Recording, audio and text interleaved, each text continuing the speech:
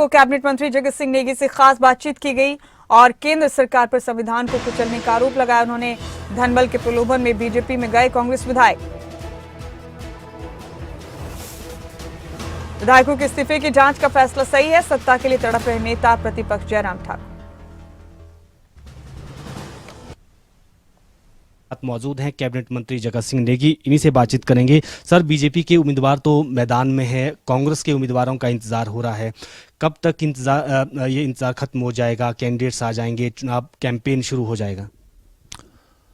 नहीं, जिन हालात में ये जो हमारे विधानसभा का उपचुनाव हो रहा है वो एक हिमाचल प्रदेश के लोकतंत्र के इतिहास में एक दुर्भाग्यपूर्ण जो है समय है, क्योंकि जो विधायक 5 साल के लिए चुनकर आए थे उनको जो है धन बल प्रलोभन के द्वारा बीजेपी जो है अपनी तरफ ले गई और अपनी तरफ ले जाने के बाद बड़ी बेशर्मी के साथ उनको जो है अपनी पार्टी में भी ज्वाइन कराया, उनको डिस्क्वालीफाई भी कराया और उनका जो है पहले तो ये रोना रोते रहे कि ये जो है जो डिस्क्वालिफिकेशन है वो बड़ा गलत हुआ है और उसको लेकर ये सुप्रीम कोर्ट तक गए। और आपने देखा होगा सुप्रीम कोर्ट में जब कोई उनको किसी किस्म की जो है राहत नहीं मिली, उनको अपने दल में शामिल करा दिया भाजपा में, तो वो तो प्रूफ हो गया कि जो है इनका डिस्क्वालिफिकेशन सही था, क्योंकि वो जो है एंटी डिफेक्शन लॉ के तहत सही जो है फैसला माननीय जो है स्पीकर महोदय का था। क्योंकि जो जिस पार्टी से चुन के आता है और जब विधानसभा में कोई भी कार्रवाई होती है, खासकर जब वोटिंग होना होता है जिसमें व्हिप जारी होता है, तो पार्टी कैंडिडेट जो जिस दल के होते हैं उनको अपने दल के पक्ष में वोट करना होता है और जब वो उस पक्ष में नहीं करते हैं, उसका जो वो वायलेशन करते हैं, तो उनके ऊपर ये दल बदल कानून के जो है प्रावधान लागू होते हैं। और जब इन्होंने ये सारा जो है उल्लंघन किया तो सही जो है फैसला हुआ और उनको निष्कासित किया। अब उनका पूरे दुनिया में हल्ला पाया कि हमारे साथ गलत हुआ है, हमने निष्कासन गलत किया है और हम जो है सुप्रीम कोर्ट जा रहे हैं। गए सुप्रीम कोर्ट, और क्यों अब जो है सुप्रीम कोर्ट से वापस केस ले लिया? वापस लेने से ये प्रूफ हो गया, आज आपने सुना होगा कि अब सुप्रीम कोर्ट से इन्होंने केस वापस ले लिया। केस तो वापस होना ही था, क्योंकि इन्होंने जो है केस के फैसले से पहले ही बीजेपी ज्वाइन कर लिया और बीजेपी ज्वाइन करना अपने आप में ये प्रूफ करता था कि ये जो है दल बदल कानून के विरोध में जो है इनको निष्कासित किया गया था। तो इनके पास कैंडिडेट थे कहाँ? ये तो कैंडिडेट हमारे लेके गए ना।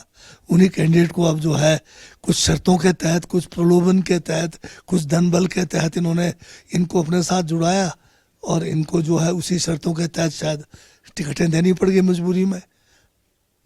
जो ये 6 उपचुनाव को लेकर आप बात कर रहे हैं, उन सभी जो हालांकि अब वो बीजेपी के कैंडिडेट हो गए हैं, उनका बार बार वो मंचों से भी कह रहे हैं, अदरवाइज भी कह रहे हैं कि हमें प्रताड़ित किया जा रहा था सरकार में, हमारे काम नहीं हो रहे थे और जो काम होने चाहिए थे रोके जा रहे थे, विधायक निधि रोकी जा रही थी, विधायक निधि के तहत जो काम होते हैं वो रोके जा रहे थे, हमारी नाराजगी सरकार से थी।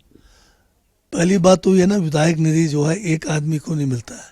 जितने भी विधायक होते हैं, चाहे वो मंत्री हैं, चाहे विपक्ष के हैं, चाहे पक्ष के हैं, 68 का 68 सबको विधायक निधि मिलती है और सबके लिए एक ही कानून है। सभी को एक साथ सैंक्शन किया जाता है, सभी को जो है 1 साल के अंदर उस राशि को जो है अपने इलाकों में खर्च करना पड़ता है। अगर आप अपने निकम्मापन से उसको खर्च नहीं कर पाते या उसको मतलब अपने चुनाव क्षेत्र में स्कीमों में नहीं दे पाते हैं, तो वो तो आपकी अपनी गलती हो सकती है। वहाँ पर तो कोई आप एक केस बताइए जहाँ आपका केस रोका गया हो, एक केस आप बताइए जहाँ आपका विधानसभा क्षेत्र में काम नहीं हुआ हो। अगर कोई भी पार्टी से या सरकार के अंदर आपको किसी किस्म की कोई शिकायत थी तो ये पार्टी का मामला था, इस मामले को आप सीएलपी में उठाते। मैं तो हर सीएलपी में गया, कभी मैंने इन 6 विधायकों को सीएलपी में अपने इलाकों से संबंधित या उनके साथ किसी किस्म की जो है कोई भेदभाव किया जा रहा है या उनके काम नहीं हो रहे हैं, उस किस्म के मुद्दों को उठाते हुए मैंने तो ना सुना ना देखा है। तो ये कहना बिल्कुल जो है गलत है। ये एक बहाना है केवल कि जो इलाके के चुनाव क्षेत्र के लोग भी जानते हैं कि 14 महीने में इनके चुनाव क्षेत्रों में काम हुए हैं। अगर काम नहीं हुए होते तो उसका रोष कहीं ना कहीं आना था, परंतु ये तो केवल प्रलोभन के कारण जो है सत्ता से जो है जो सब पक्ष है दूसरे पक्ष में जाकर शायद उनको मंत्री बनाने के जो है सपने दिखाए गए, शायद धन बल का बहुत बड़ा इसमें इस्तेमाल हुआ होगा। तो इन प्रलोभनों के चलते हुए सारा कुछ हुआ है। 3 निर्दलीय विधायकों ने भी इस्तीफा दे दिया। अब उनका आरोप है कि स्पीकर इस्तीफा स्वीकार नहीं कर रहे हैं। उन्होंने धरना भी दिया। अब जानकारी है कि वो कोर्ट का भी रुख करने वाले हैं। उनका आरोप यह है कि स्पीकर पर सरकार का दबाव है।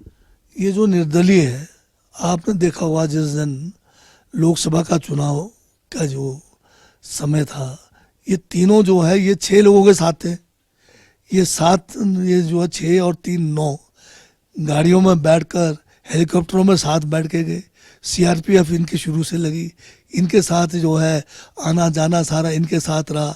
बीजेपी के मुख्यमंत्री, पूर्व मुख्यमंत्री, बीजेपी के जो प्रदेश अध्यक्ष, ये सारे इनको एस्कॉर्ट करते रहे।